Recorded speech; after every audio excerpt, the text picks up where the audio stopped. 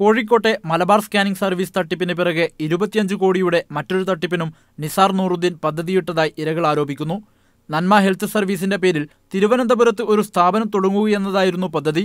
Malabar scanning തട്ടിപ്പിൽ 20 ലക്ഷം നഷ്ടപ്പെട്ട മലപ്പുറം ചെമ്മക്കടവ് സ്വദേശി ഷുഹൈബ് പറയുന്നത് ഇങ്ങനെ: ക്യാൻസറിനെ പോലത്തെ മാരകമായ രോഗങ്ങളെക്കുറിച്ച് ഇവനെ പറഞ്ഞ് പേടിപ്പിക്കുകയും അങ്ങനെ ഇവൻ്റെ സ്ഥാപനത്തിനെ അവൻ പരിചയപ്പെടുത്തി തരികയും ചെയ്തു.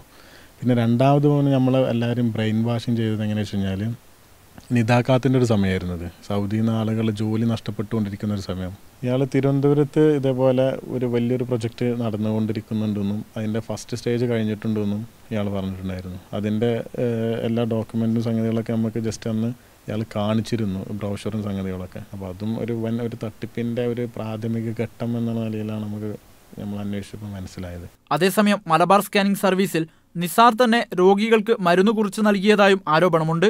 1000 ദിർഹംസിൻ്റെ 2 കൂപ്പൺ വാങ്ങിയിരുന്നു. നാട്ടിൽ കൊണ്ടുപോയി ഉപ്പാനുമ്മാനെ കൊണ്ടുപോയി ചെക്ക് ചെയ്യിച്ചു. പക്ഷെ അതിൽ അവർ തരുന്ന ഇതിൽ ഒരുപാട് ചെക്കപ്പുകൾ, ടെസ്റ്റുകൾ പറയുന്നുണ്ട്. ഡോക്ടേഴ്സിനെ 12 ആളെ ചൂസ്, അതിൽ 3 ആൾ കാണാൻ പറ്റും. പല ഡോക്ടർമാരെ കണ്ടിട്ടില്ല.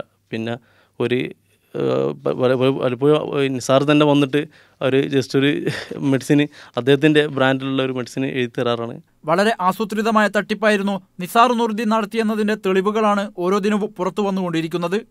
Haris Arikkulam, media 1, Dubai.